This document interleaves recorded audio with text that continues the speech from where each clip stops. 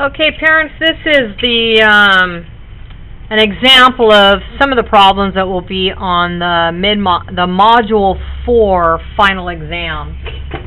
Just going to go over them so you could see, and I'm going to talk about some common mistakes that the kids made.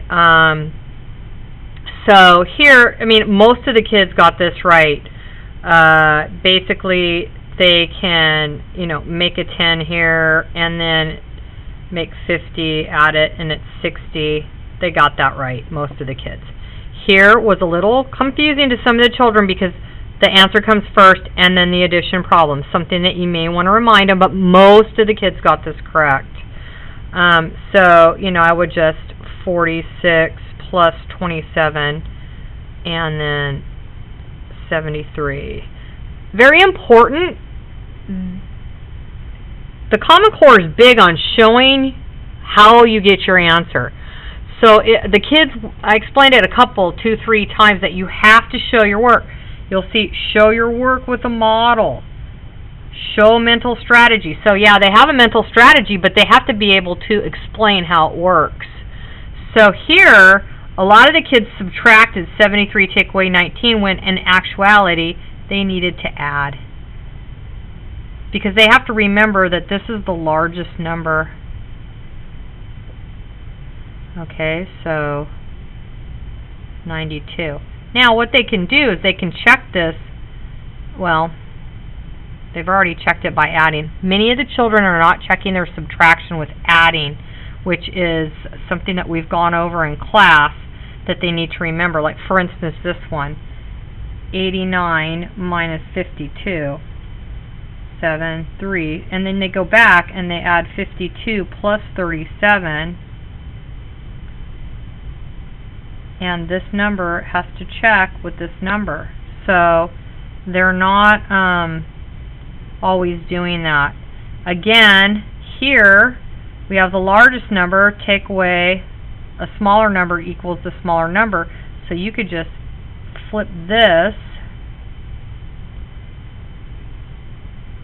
They have to regroup, and I've taught them how to just put the 10 right here, so now they don't have to cross 2 numbers out. So that sometimes gets confusing. And then they could check this by adding.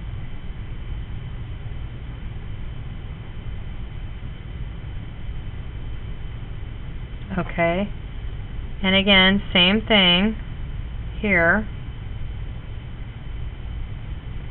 They have to regroup.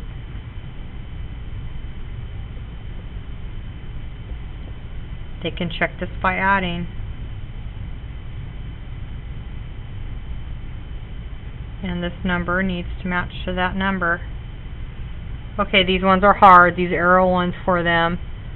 32 plus 1 is 33. 33 plus something equals 43, and they should know that's 10. This one here, I allowed a lot of different answers because it's very open-ended.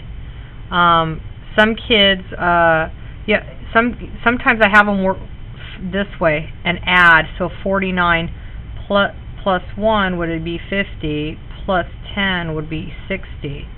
But some of the kids went like 60 minus 11 equals 49 minus 0. So if it worked, I looked at the information. If it worked, I gave them credit.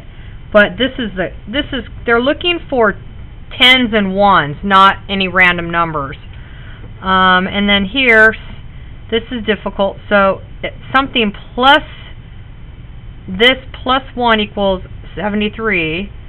So I would say this minus 1 equals 72, minus 10 equals 62. And then they check it. 62 plus 10 is 72, plus 1 is 73. So it's really important that you check your work.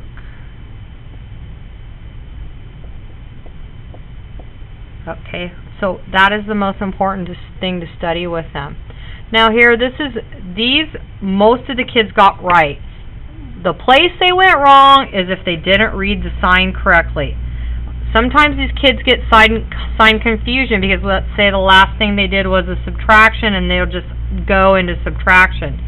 So I had them, just basic old school, they call it, vertical, the vertical addition. So then just they have to regroup here, and then they need to remember to write the number back at the top. Again, there's 147 plus 28. They have to regroup. The kids that are just doing mental math they're making silly mistakes. So really encourage your child to write it out, because Common Core is all about showing your work. You really have to be able to explain your process. Alright, what I noticed here is the kids, since they added on the last page, they started adding here. They're not looking at the sign. So just remind your child to look at the sign and then set up the problem. Another thing they'll do is what I call subtracting up. They'll go 9 minus 4 and they'll put 5. They'll forget to regroup for subtraction. It's pretty common. So you have to regroup. I just have them put the 10s right here. Okay, and then you can check this with addition.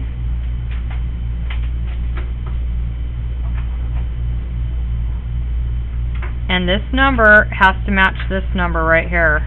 That's how we've taught it. And again, they have to look at the sign. This is where they've been making mistakes. And again, a lot of them are subtracting up. So if you see a note on your child's paper that says they've been subtracting up, this is what they're doing. They're going 5 take away 2 is 3. And so they're getting it wrong. They just need to remember, if the bottom number is bigger, better borrow. I taught them a little song like that, so they should know how to do this. And then again, they can check it by adding.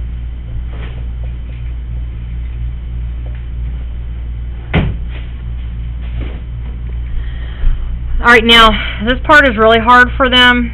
It says, label each as true or false. So I had the kids circle true or false. That means these are the only answers that can be on these lines. But then they have to tell how you know. And I explained to them, this is another way of saying you need to show your work. So here, I had most of them wrote the problems down like this. And then they solved.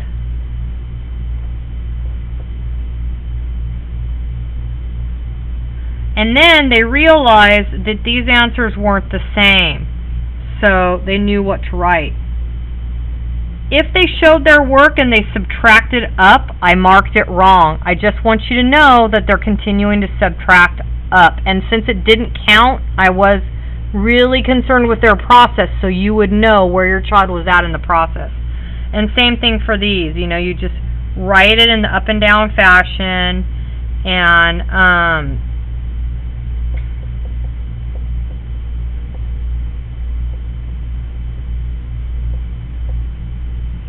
you know, and some of them could do this one in their head, so if they just wrote this, I was okay with that.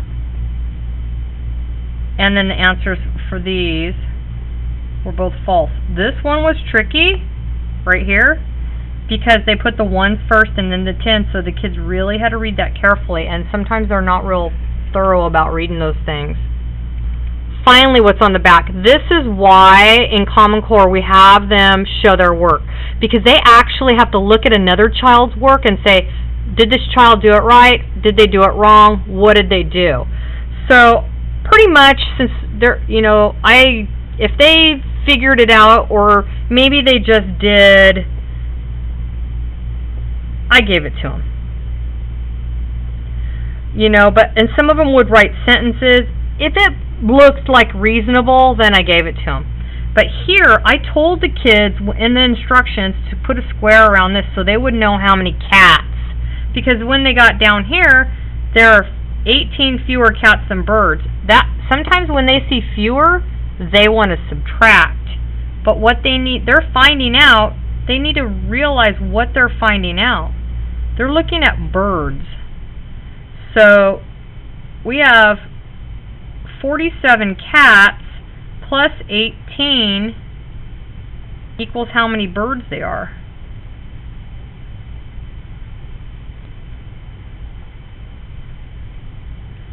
Okay? believe it or not, a lot of your kids got that right. So they are really improving on their higher level thinking skills in math, and that is what they're up against on Friday. So please take all the time you can, since it's Parents Conference Week and they're going to have a lot of extra time at home, to study this test for the test. And I think you'll be okay. All right. I hope this helps.